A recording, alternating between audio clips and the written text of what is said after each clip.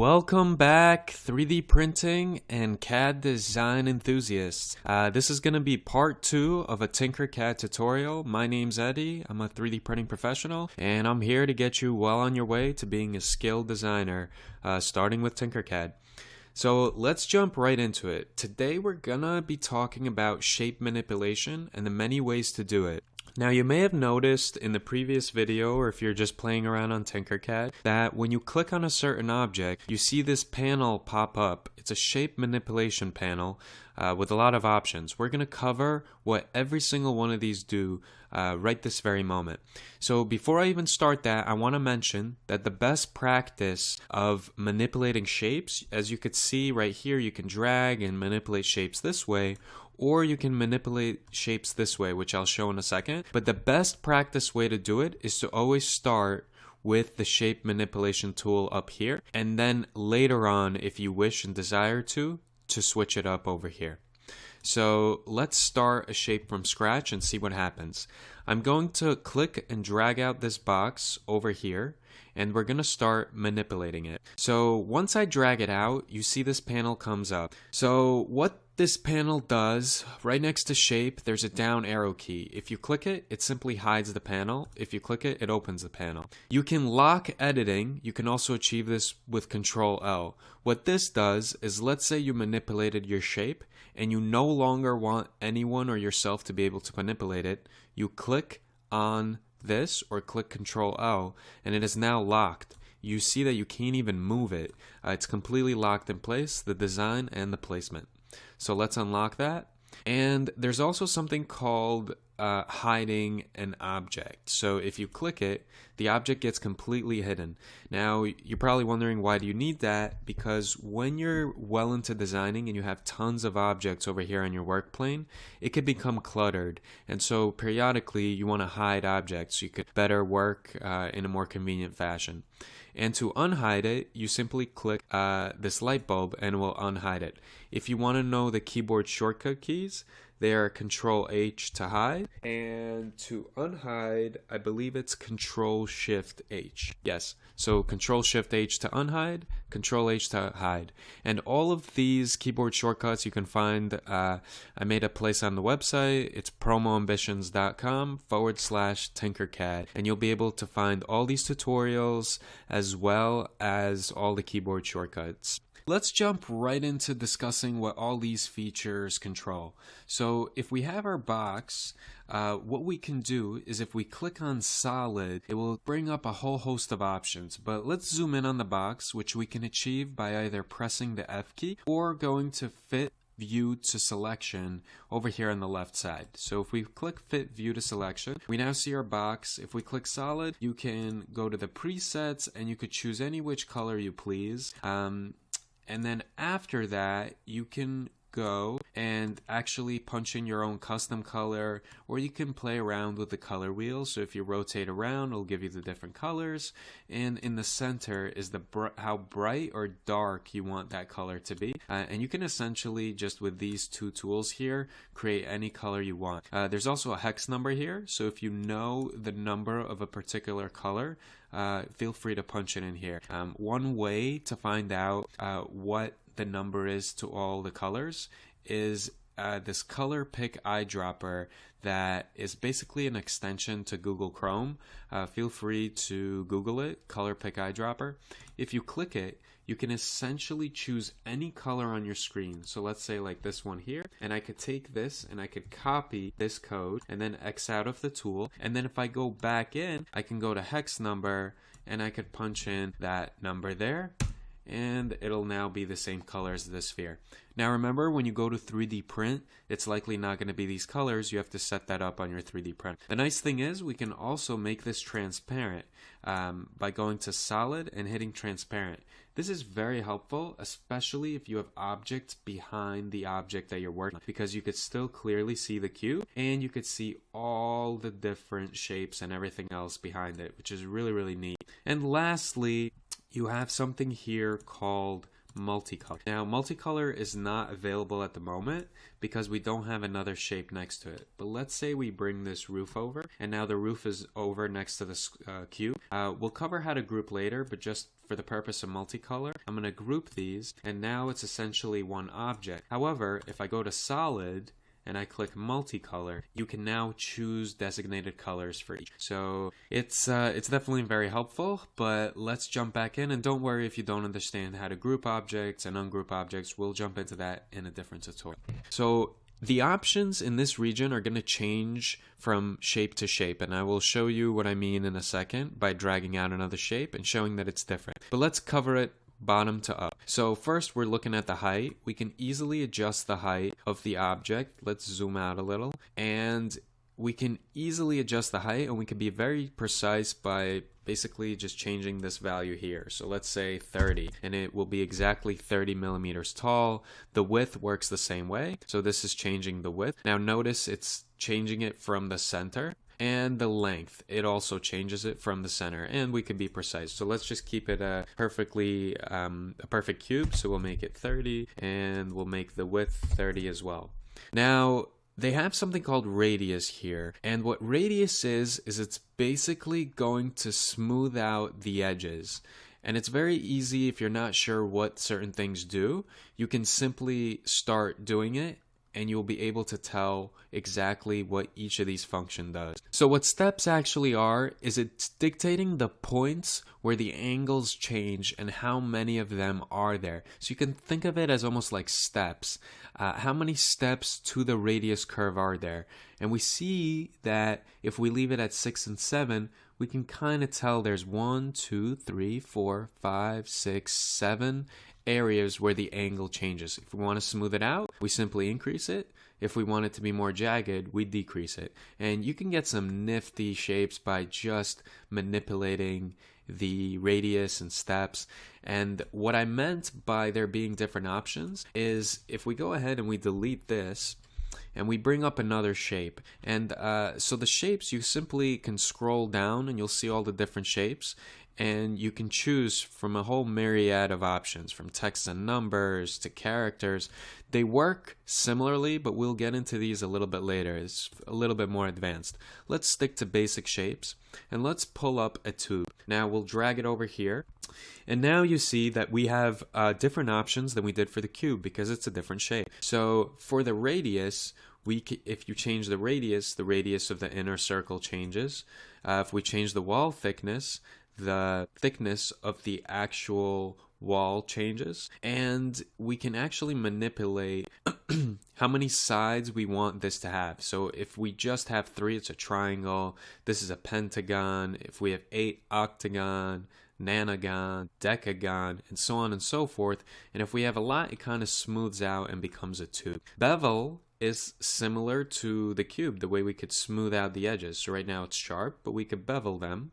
And the bevel segments, it's very similar again to the cube, where it dictates how many points of changes in the angle there are. And we can see it better if we're looking from the side, and we could definitely tell that this dictates the amount of sharp angle changes there are. Now, we're going to get to hole later, but essentially you can turn this into a hole and cut away from different objects. So just to very briefly illustrate, and again, we're going to get into all this later, but if one object is a hole and the other is a solid, and we select both of them and group them together, it will actually eat away at the other object. We're going to get into later. I promised that I would show you what this panel dictates, and hole is a part of it. So let's backtrack by going to Control-Z, Control-Z, Control-Z, and let's continue with the tutorial. So if we remove this, and we bring back the square again, I'm going to show you various ways to manipulate it aside from using the manipulation panel. So again, I want to mention you definitely want to start by manipulating it here, because later on when we manipulate and we change the size and the attributes of the shape, this will not function the way you want it to. It's a small glitch, and it's difficult for Tinkercad to keep track of what we're custom doing, which we'll cover right now actually. So the next thing I want to cover is when we click on any one of these points. Now you'll notice there's black points and there's white points. And there's a reason for this. There's a distinction. If you click and drag a white point, you're able to change the object in two different ways. So right now it's going forward and backwards and side to side. Whereas if you click on a black dot, it can only designate the change in one direction. And this is important, especially when you get to play around with complex shapes. If you want to make it taller or shorter, you can tweak it this way. Also keep in mind, every time you're making changes and you see numbers, you can simply click on the number and input any variable, any numerical number that you wish, and it will turn into that number. So if we make it 10, it will become much shorter and it'll be surgically precise. Same thing when we're manipulating this, we can simply go to these numbers and switch them up as we please, which is awesome. Tinkercad's a very, very powerful and surgical tool, especially one that's just free to the public and free to everyone. I think it's kind of awesome. So once we're able to do that, I want to discuss how to change the size of an object using some shortcut keys. So if we hold down Alt and at the same time we click and drag the side of a handle, we will see that the shape is being modified from the center. So it's easier if we look at it from this dot and we click Alt, it's being changed from the center. If I release Alt and I try to change it, now it's just changing it from one side. And this can clear up a lot of confusion when you're trying to manipulate it on your own. Now if you Alt and click a corner, a white dot, it will again in multiple directions change the shape, but it will do it from the center. Whereas if you just do it, it will change it from that side that you're clicking. Now there's a way to uniform scale this shape. So if you want the ratio of all these sides of this shape to be uniform when you scale, then you have to press shift, hold down shift, and try to scale anything yourself, and all of the other sides will scale in proportion to any side that you're scaling. And the same should hold true if you're just, regardless whether you're clicking the black or the white dots, it will scale proportionally. And lastly, there's a way to do uniform scale from the center, which is Alt, Shift, and click. And now it basically locks it to the center and it shifts all the sides proportionally from the center. And with that, we learned how to manipulate all the sides using the black and the white dots and these features. Remember this one here, the cone, is to move it up and down, which can also be achieved by holding down Control and pressing up or down on your keypad. One more thing to cover in this tutorial that will get you well on your way to mastering Tinkercad is the rotating feature. Now to rotate any shape, if you click on the shape, you're going to see these semicircle with arrow signs. These are the rotation gauges. So if we click on any of them, you have to hold and start rotating. Now this is very important. As you see right now, there's a red shade that's on the outer side of the circle, and we're essentially moving it by about 1 degree each and every way that we move. If we shift our mouse on the inside, we're now going to notice that we're moving every 22.5 degrees, which is essentially, if I'm not mistaken, 1/16 of a full circle we start moving. So if we rotate around that way, now there's another shortcut. If we hold down Shift and we click on the rotating icon, we're going to be able to rotate at 45-degree angles. So if you want to do a basic rotate, like rotate it once to the left, to the right, or rotate it 180 degrees, it's very easy to do so with that shortcut. Also, you can simply click, and as you start rotating, you can just go and change the degree. So if we click on the degree, we can actually make it 20 degrees, and if we don't like 20, we can make it 40. Now, as you'll notice, we've been rotating on the work plane itself, but we can rotate in other directions as well. So we can start rotating it on this plane, and as we rotate on this plane, you'll notice that the shape is now looking a little more complex than it used to.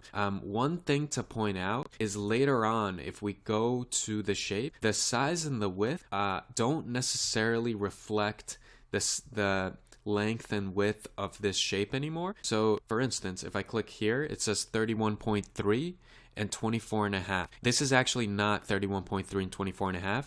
It's showing how wide this box is and how much space this particular shape is taking up in the actual box itself. So it's something to keep in mind, and that's one of the reasons why I mentioned that first you should make all the changes here and then start manipulating it here, because you can get lost. Once you start tweaking the height, you're no longer able to tell which was the width, which was the length, which was the height, because we had it rotated. So always best practice, tweak this and then start tweaking it manually here. I hope this helped answer some questions, and want to show you something cool right before we go. Let's check out this scribble feature. So if we bring a scribble onto the work plane, you'll notice that this screen pops up. And what this is you can draw virtually anything that you want to here. So for instance, let's draw a thumbs up, because that's what I want you guys to do, is to like this video at the end of it. So let's say we did this and we tried to color it in, okay? If we click done, and you can actually see your preview here, and what's nice is if you click done down here, and keep in mind you can also modify, you can have an eraser tool, so you could erase a part of it that you're unhappy with. There's a shape eraser tool, there's a shape tool, and essentially, and then there's the brush tool that you could tweak here. And once you click done, it'll actually turn into a shape. Now you'll notice here the only options it gives you is the height, and that's the only thing that you could tweak. I'm sure it'll change in the future, but that's what's nice to see is Tinkercad provides you with exactly how the program can tweak it and all the options that you have. So if you wanted to draw something, if you wanted to sign your name, you would simply use the scribble. And you can play around with this yourself by choosing any one of these shapes and seeing how they can be manipulated. So for instance, if we bring a diamond in, we're likely, we actually don't see any choices for it, which is interesting. So we're only able to manipulate it here, but there's no choices to manipulate it there. Whereas if we bring in a heart, it'll probably give us some more options. Actually, it doesn't even do it for the heart. Let's try it for this paraboloid. So for the paraboloid, it's only giving us the steps. So we can have it be very rudimentary and sharp, or we can have it be very, very smooth. And with that, I believe we covered how to manipulate shapes. So I hope you learned something. And if you did, subscribe, like the video. I'm going to try and put out more. You're going to impress all your friends. You're going to be the cool kid at school that knows Tinkercad, or you're going to be well on your way to mastering it and moving on to a more difficult program. If you're an adult and you're interested in 3D printing and all the different ways you can profit from 3D printing and everything else, definitely take a glance at my website, take a glance at my channel. There's some pertinent videos there that will answer some of those questions. Thanks for watching, and stay tuned for a part 3 of the tutorial, where we're going to get into all sorts of tools, solids, shapes, holes, and start creating.